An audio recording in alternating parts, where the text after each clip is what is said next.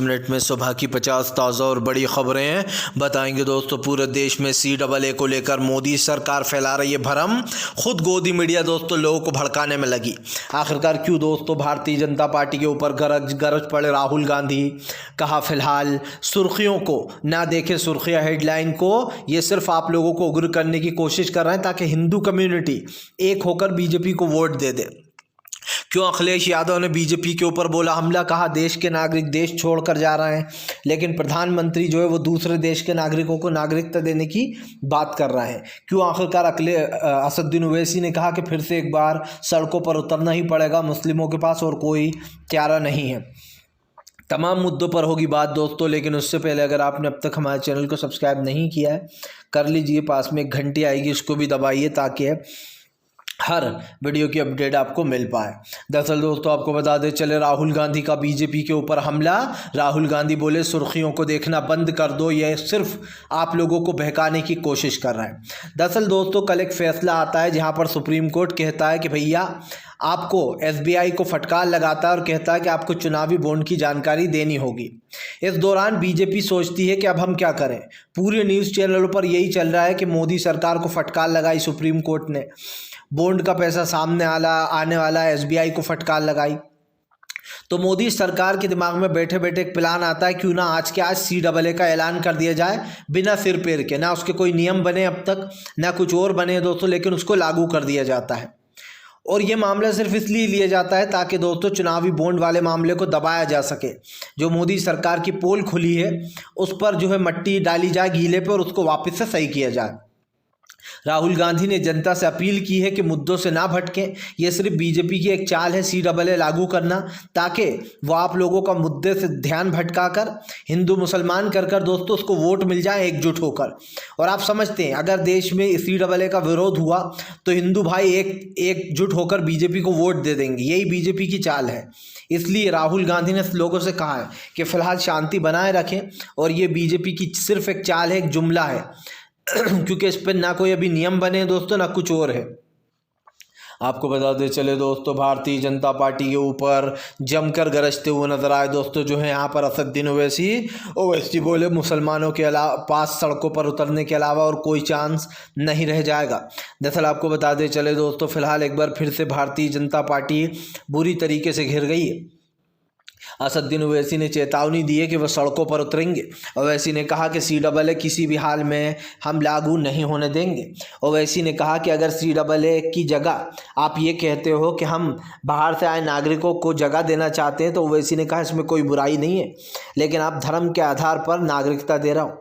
आप कह रहा हो कि हम मुसलमान जो 2014 के बाद से लोग आए हुए हैं हम उनको नागरिकता देंगे, लेकिन मुसलमानों को नहीं देंगे। मतलब हर धर्म के इंसान को नागरिकता मिल जाएगी, जिसमें ईसाई हैं दोस्तों जो है यहाँ पर, और सिख हैं और हिंदू भाई हैं, इनको मिल जाएगी नागरिकता। लेकिन अगर कोई मुसलमान बाहर देश से आया वो यहाँ रह रहा है तो उसको नागरिकता नहीं दी जाएगी। बेसिकली CAA का मतलब ये है दोस्तों।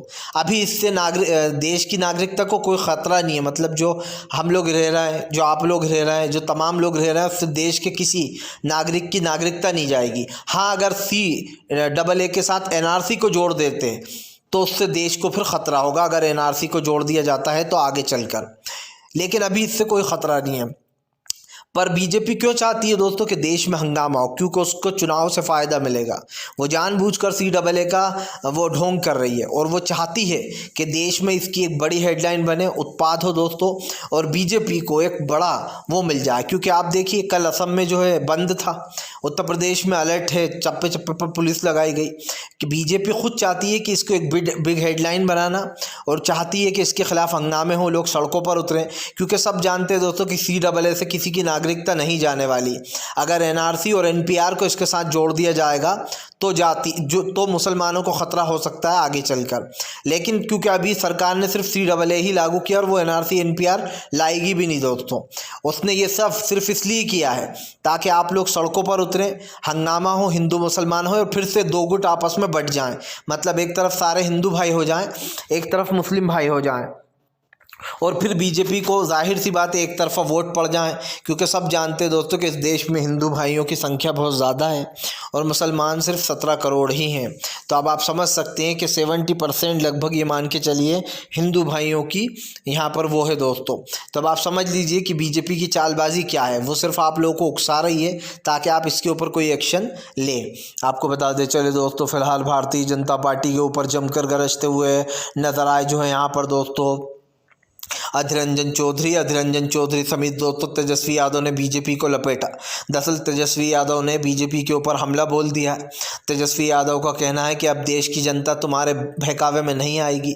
देश की जनता जान चुकी है कि तुम लोग सिर्फ मुद्दों से भटकाना जानते हो, देश को इधर उधर भटकाकर अपना फ़ायदा करते हो।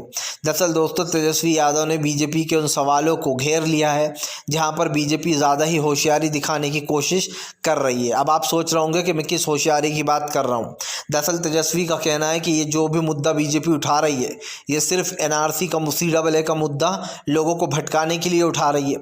यही नहीं, यहाँ पर तेजस्वी यादव ने साफ कहा कि बीजेपी चाहती है देश में लोग आपस में लड़कर बीजेपी को फ़ायदा पहुँचाएं। तेजस्वी ने कहा कि इनकी हेडलाइंस मत देखना, ये जानबूझकर तुम्हें बहकाने की कोशिश कर रहे हैं ताकि लोग दोस्तों फिर से एक बार हंगामा करने लगें। आपको बताते चले दोस्तों, फिलहाल इंडिया गठबंधन से बीजेपी को डर, तो हरियाणा में कर दिया बड़ा बदलाव। दरअसल दोस्तों कल सीएम खट्टर ने अपना इस्तीफा दे डाला। इसी के साथ साथ दोस्तों सियासी भूचाल शुरू हुआ। बीजेपी दोस्तों एक बहुत ही बड़ी चालाकी करती है, वो ये कि चुनाव से पहले वो दोस्तों बड़े फेरबदल करती है। उसको पता चल जाता है कि कौन कितना पॉपुलर है और किससे जनता नाराज़ बैठी है। बीजेपी को ऐसा महसूस होने लगा था कि खट्टर से काफ़ी लोग नाराज़ हैं और काफ़ी लोग जो है दुखी चल रहे हैं।